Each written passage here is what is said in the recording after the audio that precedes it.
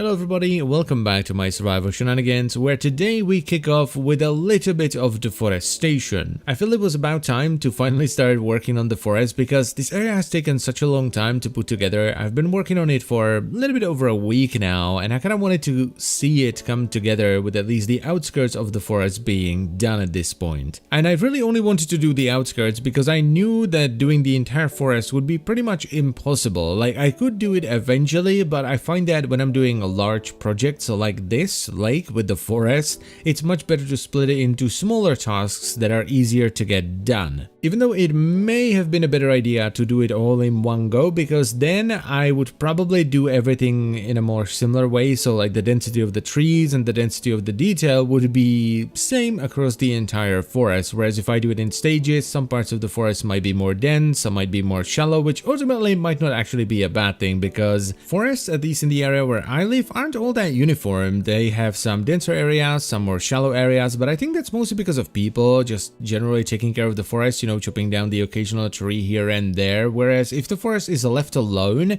it will end up looking fairly uniform because the trees will try to spread and grab all the sunlight they can get. Though I think that also mostly depends on how much variety there is in a forest, so if there's a lot of different trees and a lot of different plants, the forest will end up looking fairly unique throughout. That's how I think it works anyway. Now, the next step on the list was to fill up a lot of dirt and start sculpting the terrain around the lake, because the terrain around the lake wasn't matching up to the shore since I raised it up by a few blocks. And I decided to go all the way, so I just filled every single layer with dirt because I prefer to sort of sculpt over covering stuff. So if I want to modify it later, I don't dig down one block. If, for example, I want to add a river in here and there's a massive hole leading into a giant dark room that's full of mobs. So even though it takes far more time and it's a lot more resource intensive, because this was, I think, 7 shulker boxes full of dirt in the end, I think it's worth it. Now, I find that for me personally, unless I have a very specific idea in mind for a particular area, it's much better to just be a bit random and a bit all over the place than to try to be uniform and try to get everything perfect.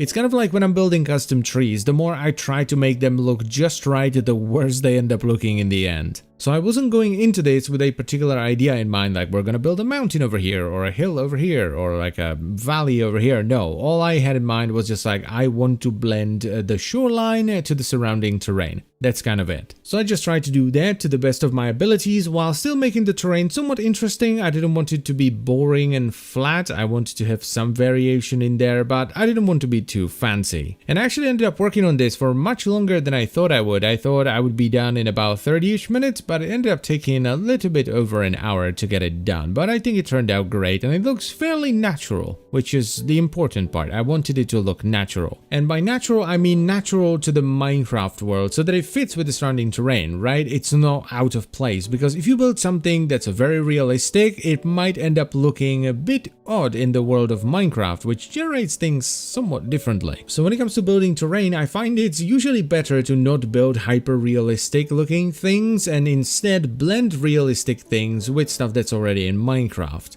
Also took much longer than I thought it would was putting down the trees. And as I've talked about in the previous episode, I decided to go with naturally generated fir trees. So you take spruce saplings, you arrange them in a 2x2 area, and then I force them to grow hopefully into the fir tree looking ones by placing blocks about 18-ish blocks above the saplings and spamming them with bone meal. Now this unfortunately doesn't work every time, and it's why this took like an hour and a half to do, and I'm not even sure it's faster than me just straight up building the trees from scratch anymore. But I kept going with it because I like how semi-random the trees are. Sometimes you can see a bit of the trunk at the bottom, sometimes they're a bit taller, sometimes they're a bit shorter, sometimes the leaves spawn a little bit differently, and the way I fixed the tops, which always look weird, was semi-random as well. So it ended up being a nice variety of trees rather than me just building a similar tree every time. Plus, the podzol that spreads when you grow them is semi-random as well, so unless the tree fails to grow the right way like 5 times, at which point the podzol is just a square,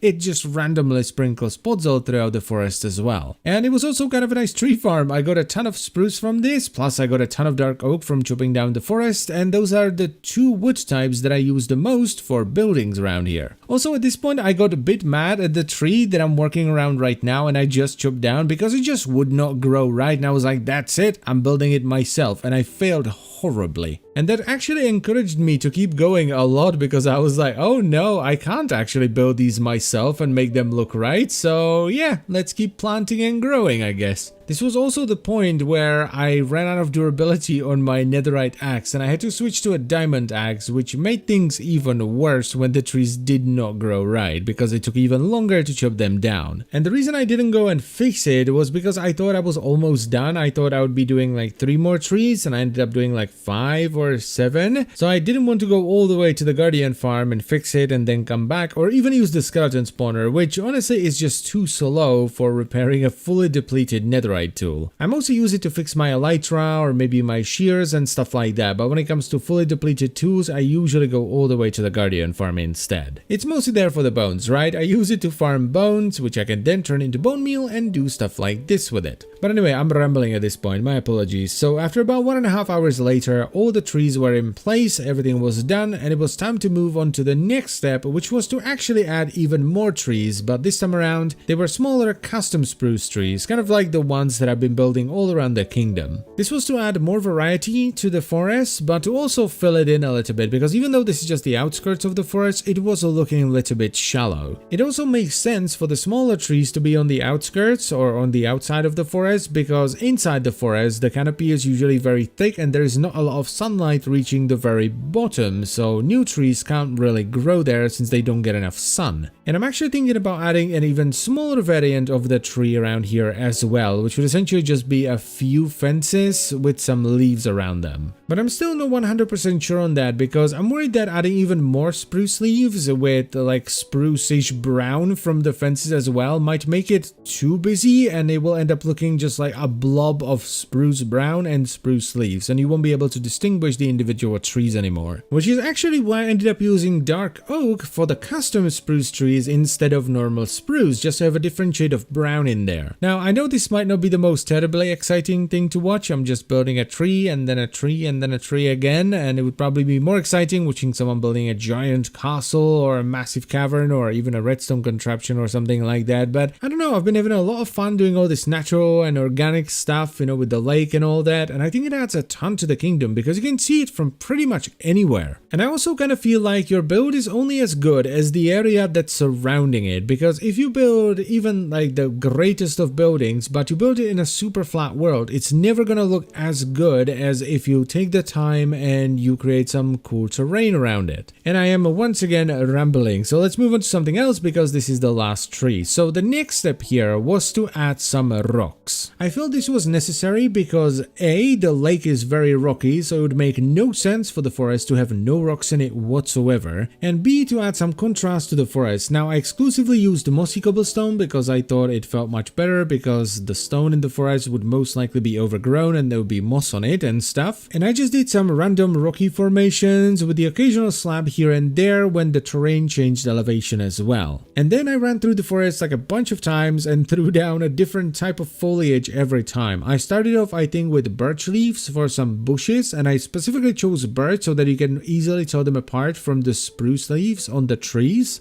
Then I threw down some berry bushes for a different shape but also color of bush, but to also introduce some red from the actual berries. And finally I ran through with bone meal as well to get a ton of tall grass and some flowers in there. And I haven't yet done bamboo because I'm not sure I actually want it in the forest. Then as I was looking at this opening, I was like, this looks like an area where people would camp and, you know, drink and chill and maybe go for a swim because it has very easy access to the water. So I threw down an extinguished campfire. I threw down some half slabs, you know, where people would sit, and a few barrels. And later on, I also added a lantern to one of the barrels as well. And then I was just kind of done with the area for the time being because I once again worked on it for a few hours. So I wanted to let it sit and move on to something else. And that something else was a new building in the town that would sit sort of in between the houses that we've already built. Now this house gave me a lot of trouble, and it took a long time for me to finally come up with something that I was happy with. A sort of sits in the middle of everything, so I wanted it to look nice from every angle, which is kind of difficult to do. And B, I had a very specific idea in mind. There's like a whole story behind this house, and I had a lot of trouble sort of representing the different story elements in game. And And the story or the lore behind this house is as follows. This is the alchemist's house, and he is the only alchemist in the kingdom, and he's also really good. So good and useful, in fact, that he's not properly policed by the kingdom, because they're like, you know what, we just kind of need him, so as long as he's not hurting anyone, he can just kind of do whatever he wants. And he knows that, so he's a bit of a cocky asshat. And the building kind of reflects all of this. So the first floor is the shop floor. This is why there's big open windows so you can see inside to see what you can get. This is, by the way, where the replay broke a little bit and it skipped ahead a lot, and it also didn't render some of the blocks. So I'm sorry about that, but there's nothing I can do. But anyway, the second floor is where he does all of his alchemy, which is why there are no windows on the second floor, because he doesn't want people to see what he's doing, because if they can see what he's doing, then maybe someone can figure out how he's doing it and someone can figure out how to do it. And that would be disastrous for him, because suddenly he wouldn't be the only alchemist in the kingdom that can do all of this stuff, and he would lose all of his privileges. Also, I ended up using crimson wood for the second and third floor, and also for the doors, because, well, I wanted to use crimson wood for the second and third floor, but the lore explanation behind it is that the alchemist figured out a way to infuse the wood and turn it into this crimson red, while also imbuing it with some, mild magical properties. And while he was at it, he was just like, you know what, I'm gonna build my house out of that, because suck it, that's why. It was mainly to make the building a little bit more extravagant due, to the alchemist living in there and the personality of said alchemist. So the initial idea here was that what if the alchemist was kind of taking the piss while designing it, while also still having to, design a functional house. And in the end, he ended up putting a lot more sort of support to the middle section of it, just in case something were to go wrong or maybe even explode while he's doing some alchemy, so that the whole thing doesn't come crashing down on his head. Now, let's get out of the imaginary land for a little bit and talk about this roof, because I really wasn't happy with how the roof initially turned out. It is what I designed in creative mode, and I was happy with it at the time, but once I flew around it for a little bit, I immediately went, oh yeah, that's way too flat, and it's also too small for the building it's sitting on top of, I think. So I ended up tearing the top down and replacing it with something a little bit taller that felt more appropriate for this type of building, or a building of this size. Now, as far as the interior is concerned, I unfortunately didn't have the time to do that, because I once again want this to be a fully functioning building. So we're gonna have some sort of an auto brewing setup on the second floor. I want a netherwort farm in the basement, and we're probably gonna move a cleric in there as well to make him the official alchemist of the kingdom. But that is of course gonna take way more time than I had left, plus I've never made an auto brewer, so I'm gonna have to research those as well. So that is it for today. I thank you very much for watching. As always guys, I hope you've enjoyed the video. Let me know what you think about the forest as well as the alchemist building in the comment section down below, and I will see you some other time. Bye bye.